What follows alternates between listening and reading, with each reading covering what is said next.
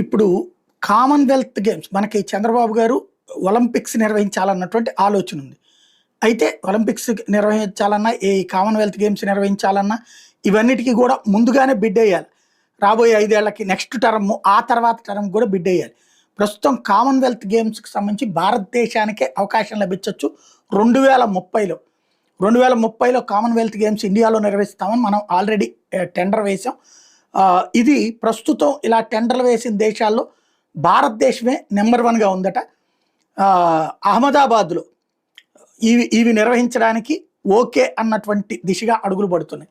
అహ్మదాబాద్‌లోనే మొత్తం Commonwealth games అన్నీ నిర్వహించాడు. ఎందుకంటే అక్కడ ఒక స్పోర్ట్స్ సిటీని ఏర్పాటు చేస్తామన్నటువంటి కాన్సెప్ట్‌తో అడిగారు.